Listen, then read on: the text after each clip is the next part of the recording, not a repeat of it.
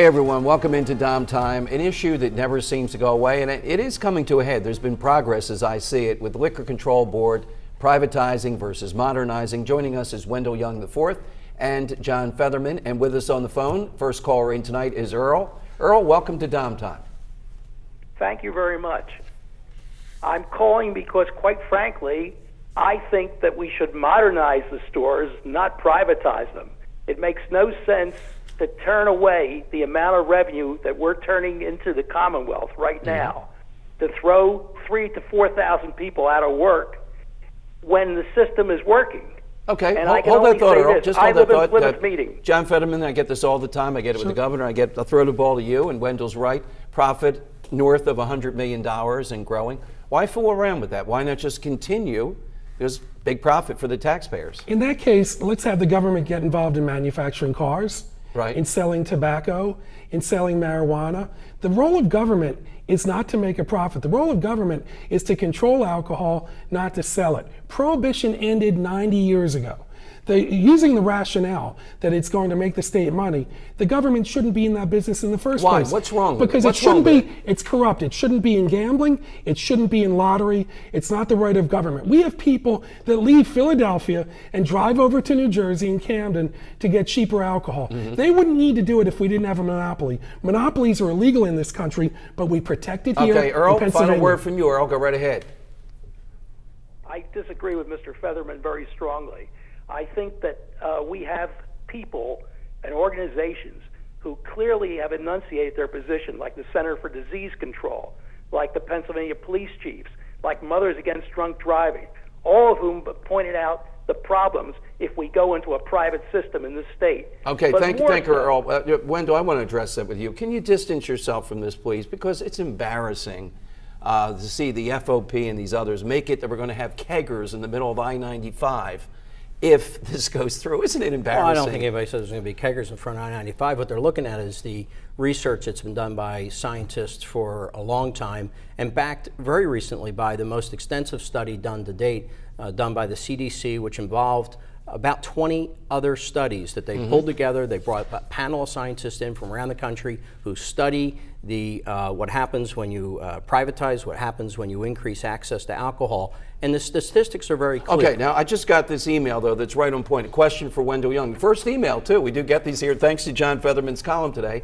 Why are Pennsylvania's alcohol statistics so bad in general if the LCB is doing such a great job? We're ranked the 5th worst for alcohol-related arrests per capita by the FBI. The worst border state is Ohio, 11 places up at 17th. Maryland, 46, New Jersey, 43, and he goes on and on and on. It's actually very easy to deal with. There was testimony in the House on the original privatization bill, House Bill 11, that explained this very clearly, and the other side didn't refute it. Those who study this recognize that you have to adjust state for state for demographics, how many other outlets for alcohol. For example, other alcohol is privatized here in Pennsylvania. Beer. How many beer outlets do you have? How many restaurants do you have with liquor licenses? What's the drive time and the drive distances that people travel and the length of the highway drives, things like that? When you look at raw statistics, it doesn't tell the story. When you actually go in and analyze those statistics, Pennsylvania is not the worst. And I'll give you one example. One of the best statistics that sums it all up very nicely is Pennsylvania has the lowest death rate associated with alcohol consumption in the nation and has been as long as the government's been tracking. What do you mean by drinking alcohol? Death related to drinking. You're talking about drinking, not driving. Well, driving alone's just one part of the whole statistic. Okay, but so why would you shackle me? I mean, if we have to go to a beer distributorship, we got to buy a case. I got to go to another place to do this.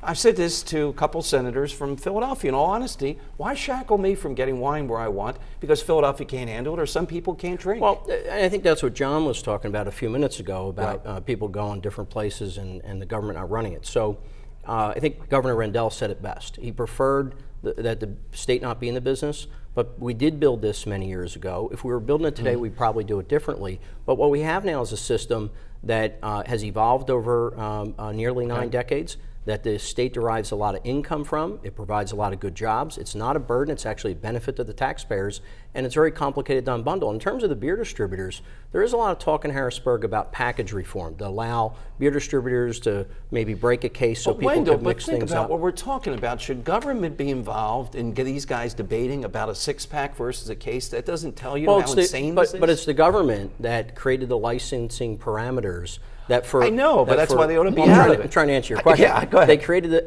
many states create licensing parameters, whether they run retail stores Right. or not, and the government does not run beer. You asked about beer. So the government created a system of licenses, and most of those beer distributors Mm-hmm. are second, third generation family businesses, individual businesses. In Pennsylvania, you're only allowed to own one beer distributor licenseship, and then all of a sudden to come in and change the rules and open that up to supermarkets and big box stores. It's called free enterprise. Well, it may be free enterprise, but you have people who invested in licenses and invested mortgage their homes to create those businesses, and now just because Costco and Sheetz want to sell No, it's because sell Dom beer, wants to buy wine, and John Featherman is libertarian, and I love the guy, but he's wrong on a lot of things, the stuff that he would legalize. He's right I on would this agree one. with that. All righty. We'll take more calls coming up here and talk with Wendell Young and John Featherman on Dom Time.